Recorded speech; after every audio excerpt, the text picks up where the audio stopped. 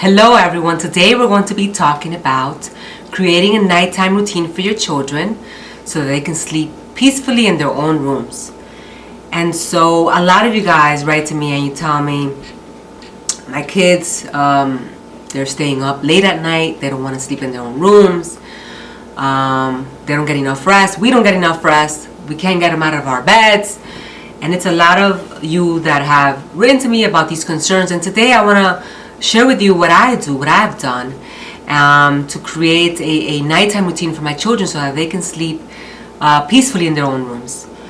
The first thing you need to recognize is that everything that you do is a routine, whether you recognize it or not. So if your child is staying up late at night, watching TV, eating snacks, running around until they're tired, and then falling asleep, that is a routine. And everything is based on habits. To create a new habit, you need to do something consistently for 30 to 60 days. A lot of people give up on their kids, on themselves. They start doing something, it's not working for a few days, they give up. But it takes time to create a new habit. And it's done through consistency. And so the first thing that needs to be done if you want to create a new nighttime routine for your children is you want to open up conversation. You want to tell your children, we're going to start a new nighttime routine. Talk about the importance of sleep. Talk about the steps on how you're going to do this new nighttime routine. Get books from the library about sleeping in your own rooms. Sleep is very important for children. You want to mention how sleep actually improves your immunity. You're healthier when you sleep more. You have more concentration. You do well. You perform better when you sleep more. Children should be sleeping 10 to 13 hours a night. And so you want to bring that up to your children. Open up the conversation.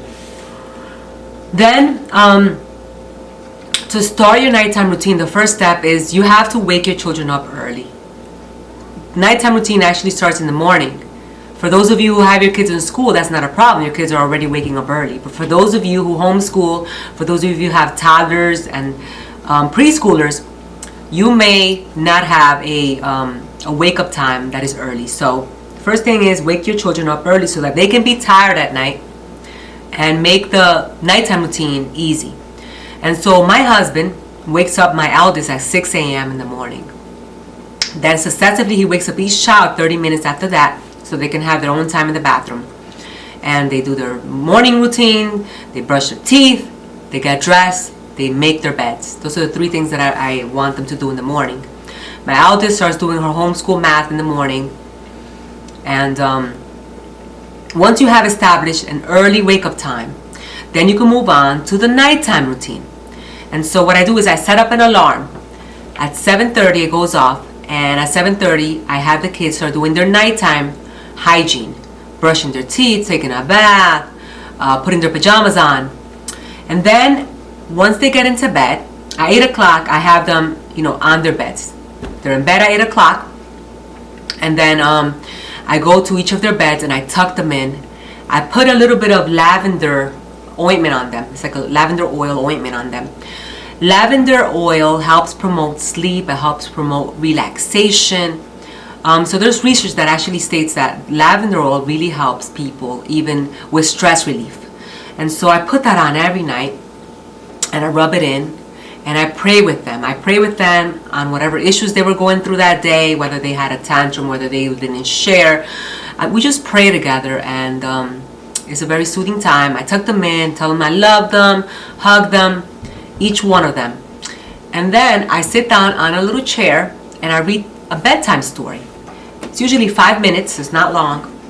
And I have this treasury of 5-minute stories, over 30 tales of fables to share. And I have a lot of these little books that I've read throughout the years. So this has I'll link it below in the description box, but it has the regular stories that you would see, like Cinderella, Thumbelina, Rapunzel, the Three Billy Goats Gruff, Hansel and Gretel, and so on. If you don't want to read a nighttime story, you could read from a poem book. You could sing a song. The point is, you want to create comfort to be able to eliminate anxiety and fear in the child. Because a lot of times kids don't want to sleep in their rooms because they're afraid, because they have anxiety. And so whatever it is that you choose, some parents choose to play some music at night, some soothing instrumental music while they sit in the little chair right there with them for 5 minutes. So whatever you choose to do, you do that every single day, because the fact that you're doing it every single day is getting the brain ready for sleep. It's going to know, okay, this is what we do every single day so that we can go to sleep early. And so once that happens, I go ahead and I turn on our oil diffuser. And the oil diffuser has a little red light on it. And well, it has different colors, but I usually set it to red, dark red. And I put some lavender oil in there. I love the lavender oil smell. They're used to it. They already know that once that light goes on and the oil is diffusing, I'm going to be walking out of the room, and I'm going to be giving them one last kiss and going to my room, and they're going to be going to sleep. It's the same routine every single day. They're already used to it. They know what's going to happen. It's predictable, and they feel secure. They feel comforted. A lot of my kids have stuffed animals that they sleep with. Really important that you have things that create comfort for the child. So that is our nighttime routine, but you can adjust it to your home, to your needs, to your kids' interest. So when I first started doing this, I started off a sticker chart with the kids. Remember I said it takes about 30 to 60 days to create a habit? So I said, when you got 30 stickers on this chart, we're going to give you something special. And since my kids are into Beanie Boos, I said, you can earn a Beanie Boo when you fill up your sticker chart. How do you fill it up? Every night, you must stay in your bed and do your nighttime routine as you're told. If you get up from bed and you come to my room, you're not going to get the sticker. And that really worked fine. They were really working towards that because they wanted to earn that Beanie Boo. And so they filled up their sticker charts, and then we went on to another sticker chart for another month. And then as time goes on, this is going to be something that kids do on their own. It's going to be automatic. Like when you wake up in the morning and you brush your teeth, it's automatic now because it's a habit that's ingrained in the child. So let's talk about some troubleshooting. So what are some things that might happen? So your children might get up in the middle of the night and come to your bed. It happens. And so what you do is you let them stay in your bed for a little bit, for like a minute or two, and you hug them, and then you walk them back to their room. Keep walking them back to their room. This is a process. This may take a month or two. And so it's hard work, but it's going to pay off in the long run. Keep walking them back to the rooms. And remind them that they're safe, that everything's okay. You might say a prayer with them. You might sing them a little song. Keep walking them back to their beds, tucking them back in. If the kids are sick, give them a break. You know, sometimes kids have a high fever running at night, or they might have vomiting, or, you know, other issues going on. You let them sleep in your room because you want to keep an eye on them at night if they're severely ill. If they're not severely ill, if it's just a mild cold, you might just want to stay longer in their room that night to offer that extra comfort. But be flexible. There's some days that you might want to let the child sleep in your room. Let's be real here. We're human beings and we're not robotic, and there's things that, you know, you have to accommodate for. Situations that happen. What are other things that could happen? Your kids might start wanting to stall bedtime. Your kids all of a sudden are going to tell you, I'm thirsty. Can I have some water? I'm hungry. Or I need a Band-Aid. They're going to tell you a host of things. It's just a way of stalling bedtime, and you don't want to give in to all of their demands. So how do you do this? Before bed, you give them a snack. Now, you want it to be a healthy snack. No caffeinated drinks, no sugar. Please don't do any of that, because that's just going to make it worse. So give them like a fruit, like some fruit, fresh fruit, maybe some oatmeal, something healthy. All of my kids have water bottles on their beds, so if they're thirsty in the middle of the night, they can get a sip. Maybe you have that because the kids are going to keep asking you for water. You're going to have to be getting up in the middle of the night. It's a way of them stalling bedtime. This way, this resolves that conflict. Now, I still have my 4-year-old who, she says, I'm hungry, and it's bedtime. It's a way of stalling bedtime, and I already know that. Since I don't want to enforce that bad habit, I tell her, I know she's not really hungry because I fed her before bed. I tell her, in the morning you can eat a snack. In the morning you can eat breakfast again. We can have whatever you want in the morning. She's like, okay, and she's fine with it. But if you give in to all of these demands, it's going to create bad habits. It's going to create frustration. Now let's talk about if your child is on your bed and you want to transition your child out of your bed. So So they've been sleeping in your bed for many years, let's say. So you want to start off very gentle. Remember, they've been sleeping in your bed. You don't just take them into the room and drop them off. So you want to start off with maybe having a little bed next to your bed, and then having them sleep in that bed.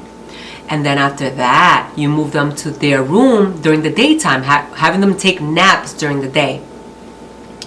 And then you might want to have a little sticker chart where they sleep in their room 2 to 3 times a week. And then you extend that to 5 days a week. And like that, it's an easy transition. You want to create comfort. You want to create reassurance in children. You don't want to make this a traumatic experience. So it's going to be harder. I co-sleep with all of my babies, and they have a little bed right next to my bed. I'll link below a video on how I co-sleep with them. They're not really on my bed, but they're like next to my bed. And then I start transitioning them with their siblings when they're around 2 years old. Now, if I've only have a single child, I may let that child sleep in my room longer. I might co-room with them until they're 4 or 5 years old. Siblings really help make the transition a lot easier when you have a sibling in the room. If you have a single child, you may have to let them be in your room a little longer, because it's really difficult to be in a room all by yourself alone. It's really difficult. So just be mindful of that. Siblings do help, and if you have a single child, you might have to adjust things a little bit.